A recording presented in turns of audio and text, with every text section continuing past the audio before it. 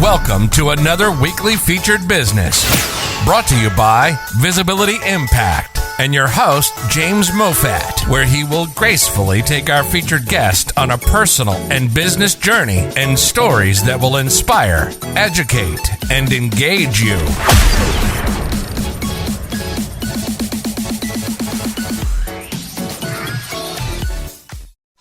Hello and welcome to another Friday featured business brought to you by your host, myself, James Moffat. Today we have our 107th guest. Right, I'm going to let her introduce herself in a minute. So 107th guest, so we've popped the 100 mark, which we were waiting for before the end of the year. So that was kind of the challenge. So we've made it. So let's see how many we can have next year. So today our 107th guest is all the way from Portugal, but not originally from Portugal. And we'll find out all about her shortly. So 107th guest is, I'm going to let you pronounce your name because I'm going to get it wrong. 𝗘𝗔𝗖𝗛𝗥. Right. Okay. And everyone who's listening to that will know that name is from Germany. That's where I'm from originally. Right. Well, we're going to call you Kat for short. Yes. And Kat is okay because you've been called Kat for a while. Yes, that's right. All right. Excellent. So, Kat, let's get going. Yes. So, right. So, Kat, where are you living now? I've just kind of told people, but whereabouts in Portugal are you living and where are you originally from? I'm originally from Germany. I left quite early though, when I was 18. So since then I have not lived in Germany. And right now I live in Lisbon, Portugal. And we also have a family home in the Algarve in the south of Portugal. So that's where I'm actually going right after this call when I said I can't stay longer because I have to travel down.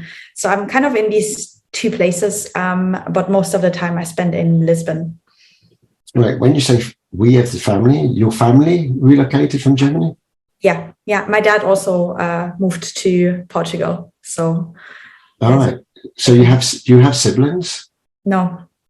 All right. So okay. They moved around 18 years ago, you said?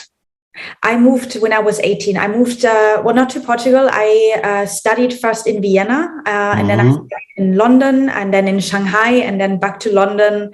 Wow. And then I lived in London for about 5 years. I worked in management consulting there, and then I went to Singapore.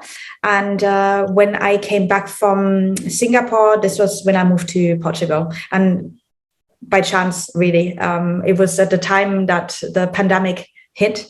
In March 2020. And I was trying to get out of Asia for obvious reasons. And Portugal was the only country that was open at the time. So I came here and not thinking that I would stay for that long. And, 2.5 years later, I'm still here. So it's been a good. Right. Excellent. But you're originally from Germany. So whereabouts in Germany? Close to Frankfurt, town called Wiesbaden. It's actually the capital city of the federal state. Everyone thinks it's Frankfurt, but it is Wiesbaden, where I'm from. Yeah. But as I said, I don't have a lot of relationship to my own home country because I left there so early. And my parents and I are very close. My dad now lives in Portugal. My mom comes to visit all the time. We're actually going on holidays in 2 weeks together. So I don't spend a lot of time there as well. I feel quite alienated from Germany at times, actually. So, but your parents are German? Mm-hmm. Yeah. So why did they decide to relocate to Portugal? My parents are separated. So my mom still lives in Germany. My dad. All right. Okay. To Portugal last year because he I've lived here for some time, and we were always on FaceTime, and he'd be like, this looks really nice, where you live. And at some point he said, like, I could actually move there as well. And I'm like, yeah, you could do that. And I didn't think that he would actually go for it. And he said, well, if you find a house, I will buy it, and then I will move. And I thought to myself, well, that's a pretty sweet deal because that would be in the south of Portugal. That could be my second base. So I found it. He bought it, and he bought it without ever having seen it. Packed his thing and moved to Lagos. That's the place in the. Yeah, very nice. Yeah. I mean, I know Portugal pretty well because my wife studied there in Aveiro. Right. So we used to either fly to Lisbon and drive up, or we'd fly to Porto and then come down because it's kind of in the middle. Yeah, cool. I have also very good friends in Lisbon, Portugal, but I never been. So maybe one day I should. Yeah, it's beautiful. It's an awesome place to live. Yeah, we were in Algarve this summer, actually. Where about? Algarve? Don't tell me. I mean, I'm terrible with names, but we went to a place where all the caves are, right? Yeah. And then a bit further along where the caves kind of finish, and then it's more sandy beaches. So nearer the Spanish border. Yeah. So really right down there. Tavira? Was it Tavira? Could well be. I'd have to check. Yeah. Right. But we also, I mean, drove all the way. I mean, we flew into Lisbon. Where did we go? I can't remember. We went all over the place, and we were lucky because the renting cars now has gone crazy. So we were lucky. We got lots of friends there, so we borrowed a car and we went all over the place. Yeah, so, need a car definitely in the Algarve to drive around and see places. Beautiful. Yeah, it's beautiful. I mean, we typically go every year, and we got friends in Lisbon, in Porto, in Aveiro, all over the place. But anyway, enough about me. So it's nice having a dad that wanted to come over and buy your place. So you were 18 when you left. So why did you decide to go to Portugal? Well, Portugal came only 2.5 years ago, right? When I was 18, I left to... Oh, you left home. Yeah, I left home. Yes. I left Germany when I was 18. I left to Vienna. I studied in Vienna, and then I got into business school in London. And so things just unfolded from there. But why did I leave? I never really felt home in Germany as such. So I didn't really feel that was my country. I always felt very boxed in Germany, even when I was a child, especially as a teenager. I feel like people have very fixed ideas of, what life is supposed to look like. I never really... I thought that I followed a traditional path in that way. I was not really interested. So it made sense to kind of go out in the world and explore a little bit. And that's why I chose to study first in Austria, which is not that far away, but at least it was the first, step out of my comfort zone. And that was really it. That was the motivation. Like I just wanted to see and start exploring the world. And then from there, it just took on its own path, really. London was a big one because London is London. There's a whole new world, and getting to study there, did my master's in international business, and then obviously started in the business world, because what else is there to do in London? But that was really great. Yeah. So whereabouts in London were you? Whereabout in London? My business school was in Holborn. Mm-hmm. And I lived in 𝗬𝗘𝗔𝗥 in the west. Yeah, very nice. Because I lived in Bow in the East End. Yeah, and I like the East Side. the East End was quite rough when I was there. Yeah. And they're just starting to kind of redevelop it. But I mean, I at the time I lived in the East End and worked in the West End, so it was a 1 hour commute just across London. I had the same, just from the West End to the East, because I worked in either in the city or in Canary Wharf. And like a good 50 minutes or so. It's crazy, because if you would tell me now in Lisbon, like going anywhere that takes 20 minutes, I think it's ridiculous. I'm like, I'm not going anywhere when it takes 20 minutes. And then back then, you travel like 50 minutes with the train, in the cramped train from one end of London to the other. No, exactly. I mean, we used to get the underground, the tube. And the problem was that it was already full before it arrived at your stop. So you had to wait for the next one and then squeeze yourself in there. And then you're like tight up it just got busier and busier until you got there. So you're already sweaty and sticky before you even got to work. Yeah. So luckily, I I had a motorbike license, so I bought a motorbike, and commuting across London on a bike. If you know the streets and you know the risks, then it was much easier. And I changed my clothes when I got there. But anyway, the thing is, living like on the outside of London, when you got into the city, you never went home before you went out. You just stay in the city. So exactly. You just carry on. So when your day's finished, you don't think, well, I'm going home now, because I'm not going to go home to come back in. Yes, so true. You end up, that's kind of how you're going to get the pub culture, in a way that, let's all go down and meet at the pub. So then you meet at the pub, and then you just carry on, oh, well, let's get something to eat. And then before you know it, you're not going home until midnight, and then knowing that you have to get back to work in the morning. Yeah, so true. That was the London lifestyle. Yeah, all my life now is very different, much more chill. Nothing would get me into the tube for 45 minutes every day. Absolutely no way. But it's good to experience these. I mean, I went to Vienna a lot, and traveling around these cities when I was younger and either single or didn't have any kids, then no problem. I didn't mind. I enjoyed it. But now with 3 kids, I'm happy to live in the countryside and away from the big city. So let's then take you on the story. So growing up as a kid then, what sort of hobbies or aspirations did you have and things that you liked? I really liked being in nature, and I had a small pony. So I was just spending most of my time there with the horses, and had a really nice childhood. I as I said, I grew up in I'm not sure I said it, but I grew up in a small village. So, that's perfect for children to come into the world, and could just play around in the mud and all of that. So I definitely had a really nice childhood in that way. Had guinea pigs and, just this kind of stuff that I enjoyed running around. So you liked animals? Yes, I like animals. Yeah, I still like them. Well, did you ever see yourself as a career working with animals? No, not really. Interesting enough. Actually, never really crossed my mind. No. I would love to have an animal now too. I'm thinking, you were talking about the cat earlier. I'm thinking of adopting a dog.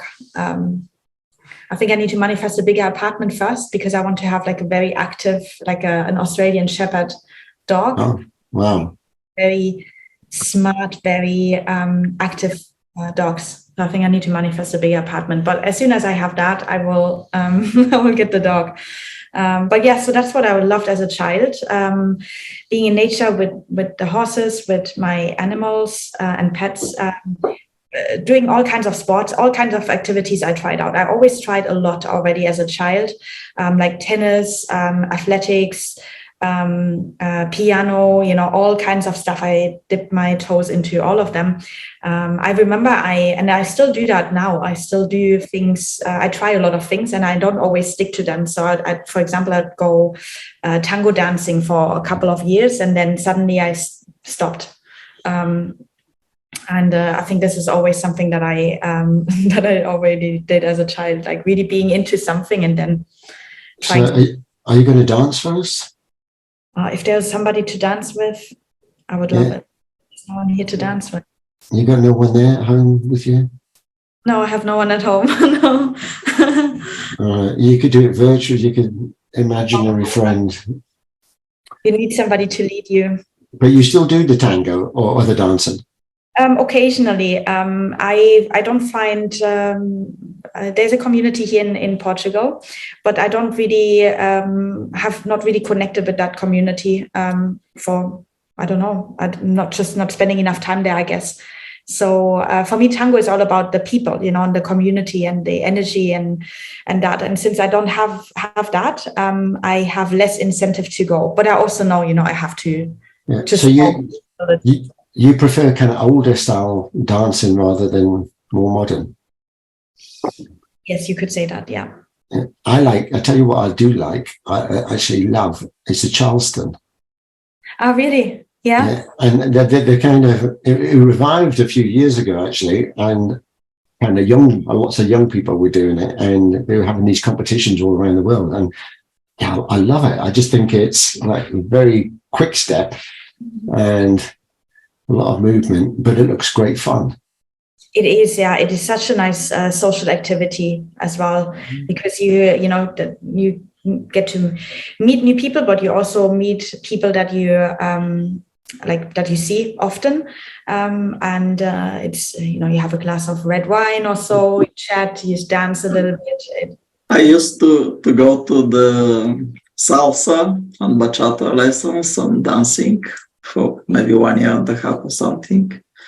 That's so something that James does not know, but you're learning from people all the time. Salsa, bachata this kind of dance doesn't really connect with me. I'm gonna try it maybe again in some months or so, because why not? But I find that's a very different environment to people also behave. Yeah, sure. I think Alvin does Turkish belly dancing. Oh wow! She can't say anything because she's on mute, but I think she does. She's from Turkey, you see. So. I'm still driving, but I'm listening. Yeah, I can't dance totally the dance that you are talking about, but yeah, I try. Yeah, I'm trying to my best in the weddings and the other things. Yeah, I like Turkish belly dance, right? And also, I really appreciate you, Kat, about your interest in your dance. Yeah, very good. Yeah. Right, so dancing. So you said tennis as well. So were you a good tennis player? No, not really. you tried out as a child. It wasn't. I tried so many things. I mean, I can't even remember. I pretty much tried it all. So nothing from that really sticked. Well, what about the piano? You mentioned the piano. Yeah, I played the piano for a long time. That is something, I mean, right now I'm not playing, but I could probably pick it up very easily again. Yeah, my eldest son started, so he's 9 now. He started a year ago, and yeah, he's gifted. And we were talking about this earlier. And I tell you, we tried all different instruments with the kids, and we thought like guitar or something like this, and drums, whatever. And he got the piano, and yeah, he just knew what to do. Crazy. And the teacher thought, wow, try like 2 hands. So he tried 2 hands. You've got to do the piano. Yeah. And now he reads music and he plays the piano. He crosses his hands over. He's not even looking, and he's playing the most complex things. I think, how does he do that? I'm still like one finger trying to play chopsticks or something. But I mean, I guess I'm still looking for my instrument. You see, there's got to be something there that I'm good at. Maybe a guitar or so. And I think there may be the bagpipes because I'm Scottish. Yeah. But anyway, we'll save that for another day. So you also did a lot of running. Say again? Did you do a lot of running? Yes, running. That is, I still do that now as well. That's one of the things that stuck. Yeah. But is that kind of long distance or short or 5, 10, 20K or so? Yeah. Wow. It's not too much, but yeah, that's something. So that keeps you so slim. That's right. Yeah. Okay. So you're at the end of the show, you're going down to the Algarve. Is that because the weather is nicer there as well? It's warmer? No, I'm going to, I have a big closet in the Algarve, a bigger one than here in Lisbon, and I have all my summer stuff down there, and I have to go to grab it because I'm going on holidays. I'm going to Maldives. Ah, very nice. Not next week, but the week after. So yeah, I just have to grab my stuff. That's the reason why I'm going to spending. Yeah, we had our first snow actually here. So I'm in just outside of Bern in Switzerland. And now this was the first day of heavy duty snow. I mean, you could hardly open the door this morning. So the kids are out like making snowmen and everything. So it's finally come because the kids were worried that there's going to be no snow for skiing. But for what came down last night, there's enough for the rest of the year. Wow, nice. In Bulgaria, it's coming next week. Now it's coming next week. Too warm, the weather. It's really nice weather outside, to maybe 10 degrees, something like this. So you're not going to see snow for a while then, Kat? No, don't think so. Not really interested. I mean, I'm going to Germany next week before, because I go on holidays with my mom, and so we're flying from Frankfurt. So maybe if there's snow, I'm going to see it there. But apart from that, I'm not really interested. I don't like winter so much. Like for a week skiing or so, yeah, that definitely I like that. But if I have the choice, I will have summer instead. Yeah, if I have the choice, it's warmer weather for sure. But when you have kids, then they like skiing and stuff like that, so you're kind of forced to do it. Yeah, I mean, I think you're in a perfect location in Switzerland. You know, that's a very nice place to spend winter in. Places like Portugal, they are not great for winter because it's not really cold here, but they don't. It is cold, you know. It's not warm, and they don't have heating systems here, like proper heating. So they don't have central heating. So it's always bit cold inside, you know, and it's never really gets fully warm. And that's why I don't like to spend winter here, because it's just not made for. It's very interesting. I had the same conversation with a friend who is living in Morocco. He says the problem is the temperature goes like 10 degrees. So you're normally in much warmer environment. You don't have a central heating, and then it's pretty. Yeah, you're absolutely right. I mean, my wife studied there for 4 years, and she shared an apartment with two other girls. And I used to go to visit, and I thought, it's bloody freezing here. I said, turn the heating on. So we don't have any. Yeah. And I'm seeing them all like with one little heater in their living room, and they've all got blankets, right? Wrapped up in the blankets, watching TV. And I think it's freezing. It's like warmer outside. Totally. So that's the problem. The problem, but definitely this country is not made for winter. So I prefer to go somewhere warmer. Last year I went to Mexico for 3 months. But this year I decided to come back to Portugal after my Maldives holidays, which is only 2 weeks. But let's see. This is my first winter here, so let's see how I feel about that. Oh, you mentioned Mexico. I mean, are you in? Just digressing a little bit. Are you in GaiaNet? No, I'm not. But you said you saw me in GaiaNet, right? Yes. So. I mean, that added me to it, but I'm connected to people in GaiaNet who are connected to people outside who are connected to others. So I mean, Mia is in GaiaNet, and he's connected to you. So I just assume that you're in there as well. But one of the GaiaNet guests that was on the show as well is based in Mexico. What's his name? Alex? No, her, Barbara Lima. Oh, okay. You should meet her. Fantastic, beautiful person. I know a few people from that Gaia network. I know, and Alex, one of the co-founders of Gaia. Yeah, I know Alex. Yeah. Well, he's actually in the Algarve right now, so I will probably meet them on the weekend too. There's actually a few of them. There's Alex and I forgot the names now. Bas as well. Yeah. Yeah, so I have contacts into GaiaNet, but I'm personally not. It might be actually, but maybe Bart has added me to the platform. No, you should, well, at least speak to them, because they're great people. Yeah, I am. I'm going to contact. Yeah. They have a community there, like a village that they're creating. Yeah. Anyway, we digress. So let's get back on track. So you went to London. So let's just talk me through kind of you mentioned all the travels and the countries that you went to. So just quickly, we'll just go through those, and then we'll get to kind of where you are now. So how did you come to go to all of these countries, and can you just name them again? And what were you doing there? And how did you come to actually go into them? Yeah, well, I mean, London, I worked as a management consultant. In 𝗬𝗢𝗨𝗥. So, you know, as nature, well, I didn't mention that, but as a nature of a consultant, you travel around quite a bit. I also spent some time in Switzerland being on a project there. So yeah, during that time, I traveled a lot as a consultant. And then I always had this entrepreneurial knack, and I always wanted to try my own things. And this in consulting, I felt after some time, I just felt like my time was done there. And I'd never really saw myself as a partner in the business, for example. So, you ask yourself, like, what do I actually want to do with my life? And at the time I thought, well, then it must be entrepreneurship.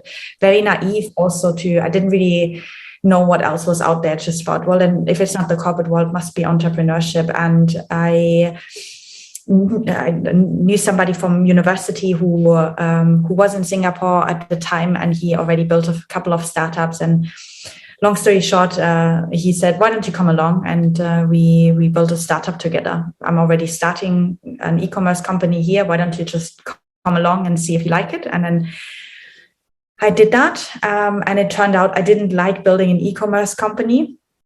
And I liked entrepreneurship, but not that type of venture-backed, just being in it for the money kind of thing. Entrepreneurship, and eventually the startup also failed for all of the reasons that it was completely not aligned, and we were also not very smart business-wise. There's a couple of decisions we, in hindsight, definitely would take different decisions now. But it wasn't meant to be. So it failed eventually. And that was awesome because, it was very hard in the moment. It was very tough, but also awesome because it kind of, I had this grand reset from that. Okay, just before we go there, sorry. I'm just going to pause I you. have a question because I lost my connection, but I heard something about water management, or it was wrong what I heard. Water? My connection was bad, so I didn't hear the initial when you started about your career. So it's anyway, I will watch the recording. Sorry. I was just telling how I started an e-commerce company in Singapore. Yeah, I was just going to ask, so you were very successful living and working in London, and then you decided to give it all up to go to Singapore to be part of a startup. Yeah. Right. And so it's a big change then, because you're employed by, a reputable company, right? I guess a good salary, living in London, and then you thought you'd give it all up and go to Singapore. Yeah. And was there just two of you in the startup or more people? No, there were more people. There was actually, the founding team was 3 people, and we had, when I came already, it was already backed with some angel investments. And so it was a relatively smooth start in that way. I went there and we just started immediately like selling and expanding. So it also went well in the beginning, but the business model was not it could be better the way it was. So what was your role in the company? I was it's difficult to say in a startup because you kind of do everything, but it was more strategy and day-to-day management of the whole thing. Okay. We didn't really have titles, so we didn't have CEOs. No, I know you have to wear multiple hats and things. So when that failed, where did you go next? Did you stay in Singapore or go? No, I wanted to, because it failed at the time that the pandemic hit. This was not the reason why it failed, but it happened at the same time. So kind of 3 years ago then? Yes, yeah. And, Singapore closed everything way earlier than in Europe. So in Asia, it was already beginning of 2020. And where everything shut down. And so this was this decision made within 24 hours. It all escalated pretty quickly over there, and then so I just had to leave the country because otherwise I wouldn't have been able to come back to Europe. I actually took the last flight out of Singapore. Wow. Yes. So where were you heading towards them? Because coming from London, your background was Germany, and at that point had you been to Portugal? No. So what my initial plan was, because everything was decided in such a short period of time, I flew to Germany, to Frankfurt, to Germany. I was like, I'm going to go home, rest for a week, like unpack this and that, and come down from this experience, and then go back to London. That was the plan. But as soon as I landed in Germany, they also closed the borders. So there was no way going to London. So everything was just shut down for 3 months or so. And then I started freelancing because of my consulting background. No one was hiring anyway, so might as well freelance. And I had an English client who lived in Lisbon at the time. And he was like, well, you can come here, the country is open and it's pretty sweet life here. Like people are a bit more chill. And so that's how I booked my flight to Portugal.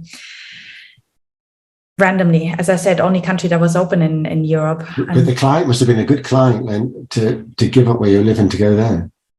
I mean, I met him. He's now a good friend of mine, but he was more the person who just said, "Hey, this is a good place to be, just come over here." And that place was Lisbon. This was Lisbon, yeah. Right, and you've been there ever since. Yes. And now that you are in Portugal, I mean, is this kind of home for now, or have you got plans to go somewhere else? No, I'm happy here. I bought an apartment earlier this year, so I feel very settled in this place now. And I guess now that your dad's there as well, it makes it easier as well.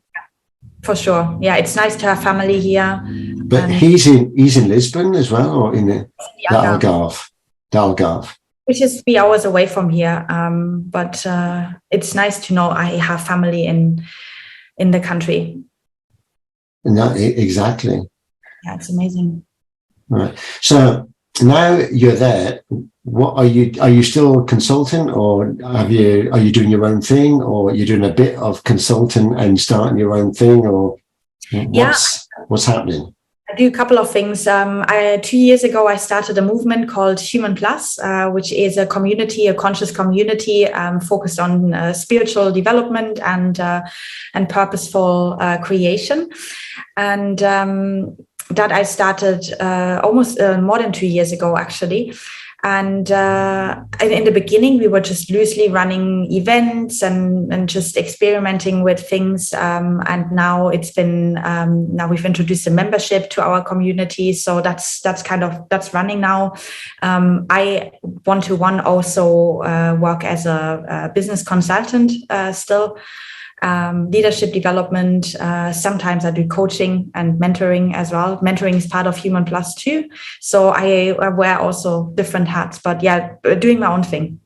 Okay, so you doing your own thing, but in a team or individually, or a combination?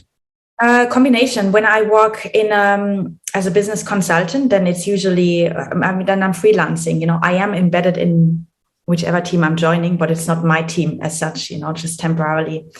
And in humanplus, I have a bunch of collaborators who work with me on facilitating events and running them, all of these things. So there's a bunch of. So you had an event yesterday?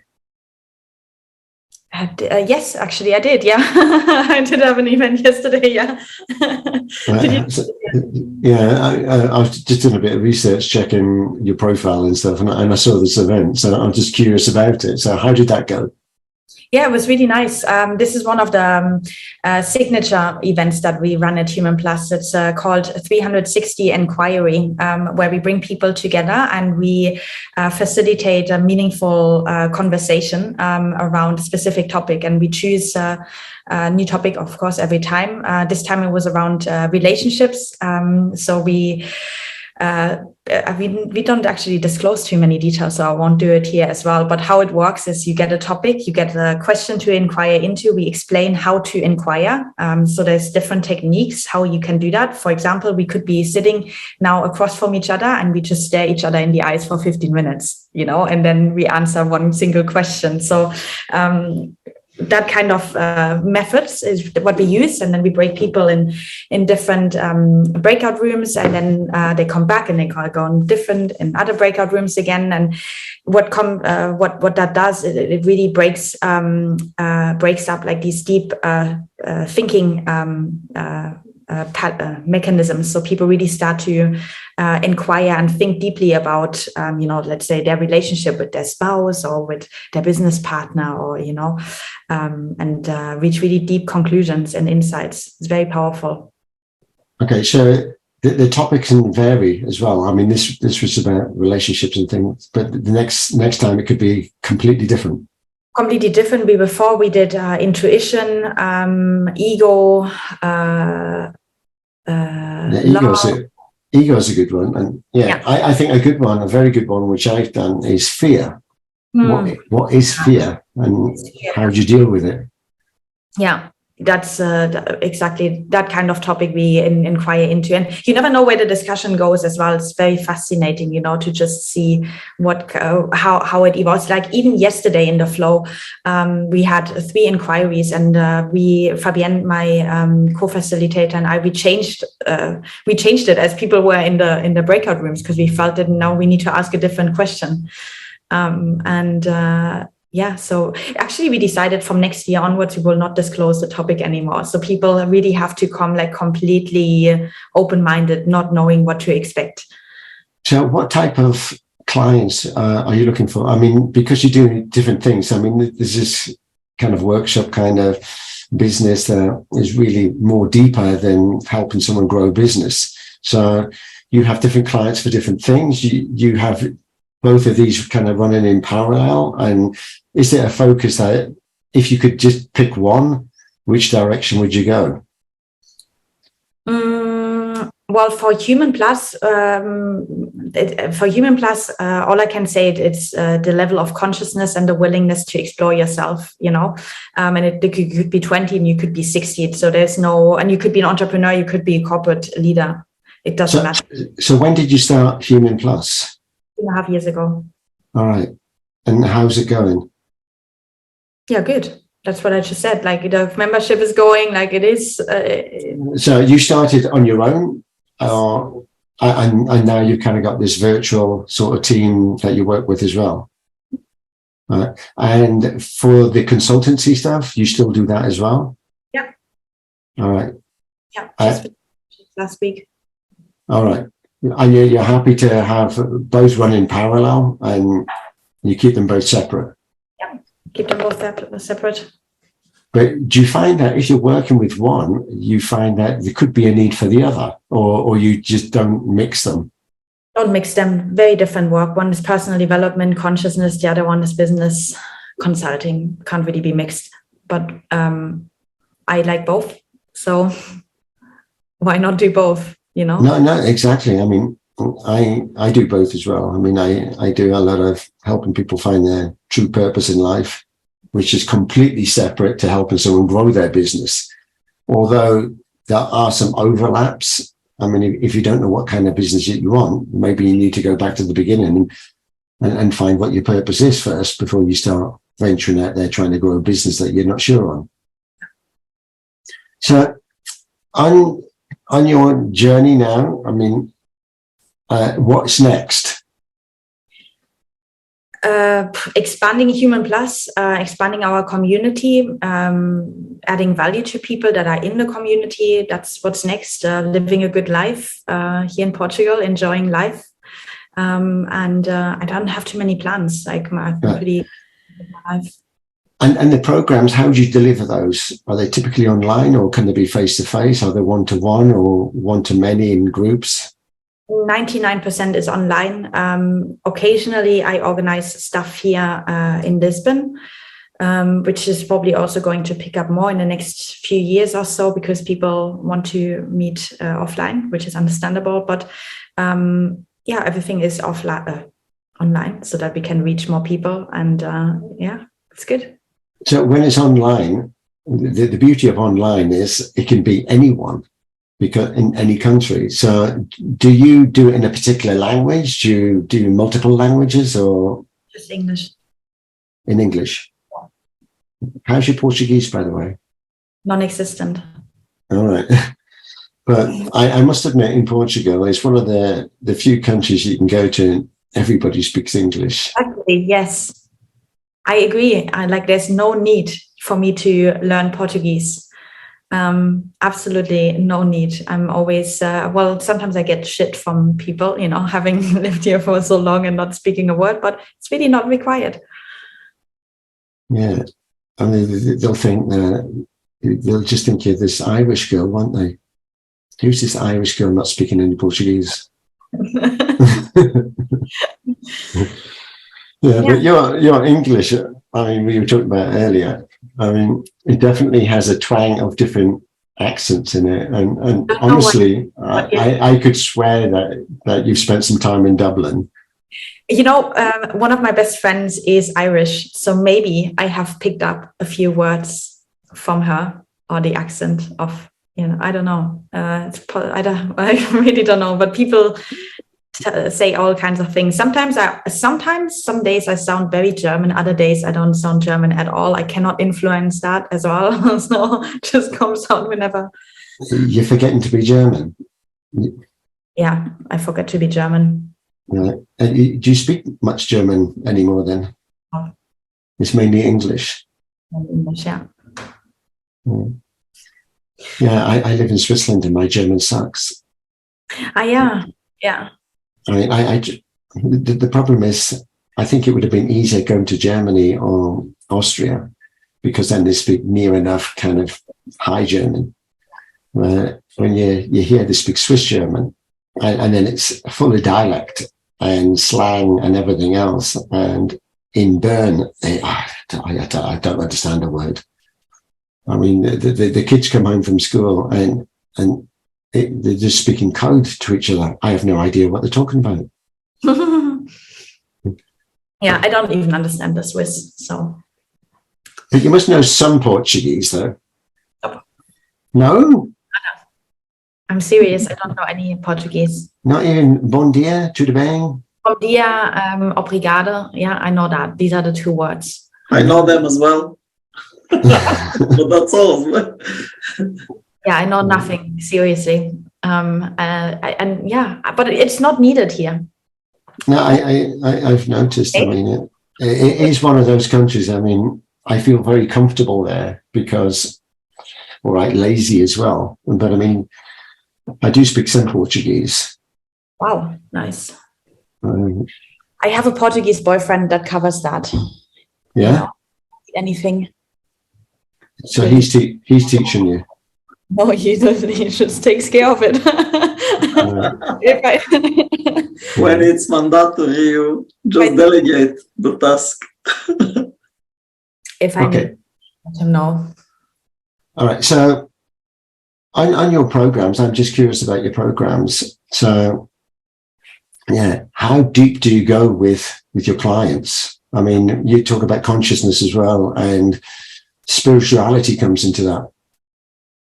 Yeah, well, deep. I go deep with people who are able to go there. Not everyone wants to. Not everyone is ready.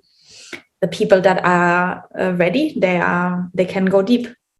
Right, and yeah, no, exactly. I think don't you've also seen over the last couple of years, people are kind of waking up to more, finding out about themselves, and they want to discover and question, and lots of questions come up like, well, who am I and why am I here? And you find that there's more about that than there's ever been before. Yes, it certainly feels that way. Yes, thank God. I mean, this is first of all, we are all very privileged to be even thinking about these things. What's the meaning of life? But the more we can spend time on that, the more we can discover ourselves, the more we realize, our nature, the better it is for all of us, because we stop the nonsense, we stop living more connected with self, with others, with nature. So it is generally a very good movement.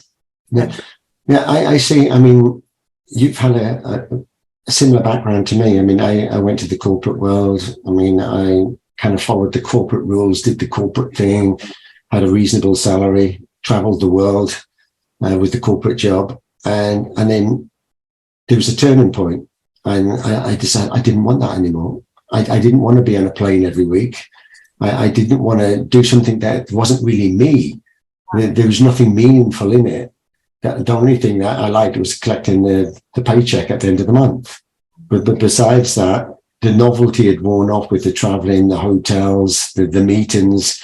And I thought half of them were pointless. And I thought, I'm just wasting all of this time doing something that is not contributing to my well-being. And it's actually starting to give me stress.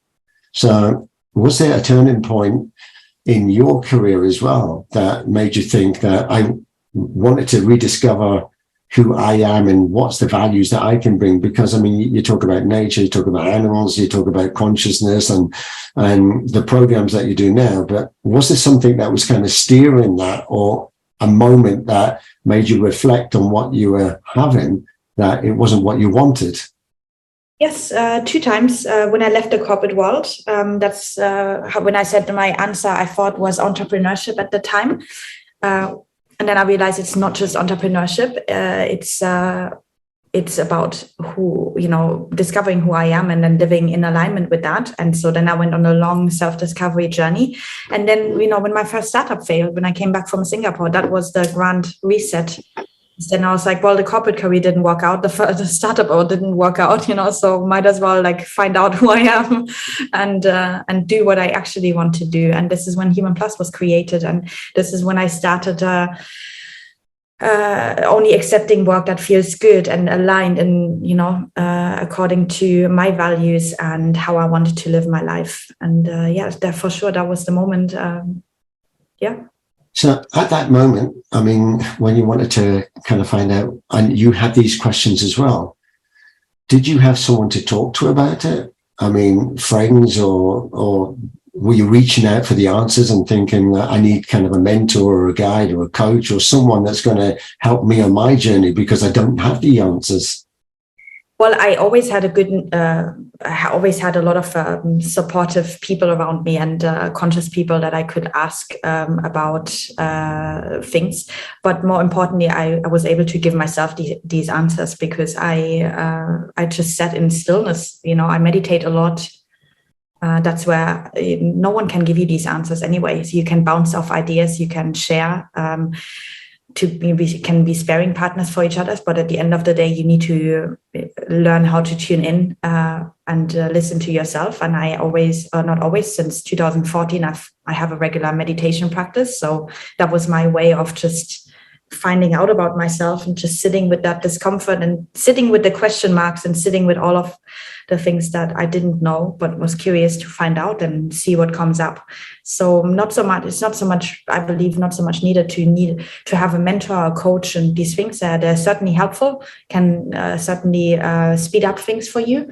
But all the answers they're inside of you. So all you have to do is sit with yourself, which is very hard for most people. People don't like that answer. I mean, that's absolutely true. I mean, I used to do the kind of a test, like if I'm at a dinner party or kind of a neighbour's gathering of some sort, community gathering, and then just in the conversation, you ask them what they do for a living and are they happy in their job? Most people say no, they're not happy. And I say, why don't you do something about it? And they say, well, I don't know what else to do. And they'll just plod along for the next 10 years doing the same thing. And to me, that if I'm not happy, then I want to know, well, what does make me happy? What are the things that I enjoy doing, and how can I use them on a daily basis? And that's kind of one of the reasons why I do this show as well, because then I can hear other people's stories, and it reassures me that I'm not the only one that's feeling the same. Absolutely. So your journey is a journey, and it's a never-ending journey in the way that you discover new things about yourself and about the people that you work with as you go along. So Yeah, I actually love what you do. So when it comes to kind of meditation, did you teach yourself that, or how did you start? I did a meditation course in 2014, transcendental meditation course. And this was my entry point. And since then, I've explored many different types of meditations. I now teach meditation myself in the community. But yeah, no, I had many teachers for this kind of stuff. For this kind, it's helpful to have teachers, to explain to you how do you, meditate, how do you breathe, how do you connect with yourself. Yeah. So that is helpful. You can books. You can also get it in podcasts. Yeah. Do you do podcasts? I have my own podcast for humanplus where I interview people. I listen to podcasts, occasionally. These days, I don't consume too much external knowledge because I think I'm just being bombarded by stuff all the time anyway. So at the time that I have, I spend meditating most, or in nature, calmness. So I don't. And it helps living near the sea. Yes, for sure. For sure. Right. Yeah. So you'll have to add winter sports to your list of activities that you do. Yeah. Right. Right. So is there anything that you want to leave the audience with, or have you got any questions that you want to ask? Not really. If people are interested in the world of spirituality, consciousness, personal development, they are very welcome to check out humanplus and our community. And apart from that, no, not really. Thank you so much for the opportunity to be on this podcast and share a little bit about myself and my journey. Really appreciate it. No, you're more than welcome. So I find you very fascinating. And I mean, the story that you shared now definitely makes me understand you better. I mean, when you just see someone and you read their profile, you don't have that same connection as if you're actually talking to them and you're sharing a journey with them and they're actually opening up and telling you where they've come from, what they've experienced. Because I mean, what you've said, there's a lot of people out there that have gone through the same thing. Or actually trapped in a corporate world, and they're probably reaching out, or they want to reach out, but they just haven't got the courage at the moment to reach out and actually find someone like you that could help them rediscover who they are. And I mean, just to have a call. So if there are people out there looking for this, I mean, do you offer any sort of initial call that you could evaluate that? Is this a person that I could work with, and kind of a discovery type call? Yeah, well, people can apply to become a member of the community. And if their profile is interesting and if what they are looking for is what I can help them with, I will reach out to them and then jump on a call and see if they are a fit. For sure, that's how it works. So there's a little application process. Okay. So I'm on your website now. But I don't see anything on events. It's like a blank page for me. Yeah, because I don't really update that too often. We have a community platform. You have a separate community platform, correct? Yeah. On the website, it says you can become part of the community. Then it gets you to a website. So then, okay. So you apply and then you become member of the community. Yes, when you are a member, then you see all of these events on our app and internal website. And sometimes I post events also for guests to join. That's what you would then see on the website. I think that's so I'll put that up. So actually the events are not visible for just visitors of the website, most of them, and just some of them they're available for okay, so this is the community parties. If you're in the community, you see it. It's very interesting, yes. Okay, I will check it further. I have a question. What about your e-commerce business? I have many clients that are doing e-commerce in Bulgaria, outside Bulgaria. What was it about? It was a natural skincare product that we were selling, and but I don't have any e-commerce knowledge to share anymore. No, it's just a matter of curiosity from my side. So this is the I'm interested. Okay. Right. I just want to kind of wrap this up now. So you've been an absolute pleasure to have as a guest. I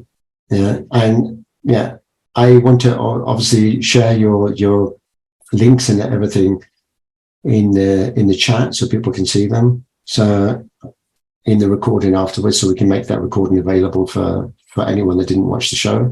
So why and how is the best way to contact you? I know you're going to share me the links, but if you could just say what would be the best. LinkedIn. Yeah. Right. That's typically how I find people, actually. Yeah. Which is a great way for doing that. So yeah, I thank you once again. It's been an absolute pleasure. I wish you a wonderful weekend in the Algarve. Thanks. Thank you so much for the opportunity, and I'm sure we'll speak soon. Okay. Thank you. Wow, that was another featured business brought to you by Visibility Impact. If you'd like to be our next featured guest or learn how James Moffat can help you leverage on the art and power of interactive storytelling for your business, reach out and schedule a call now.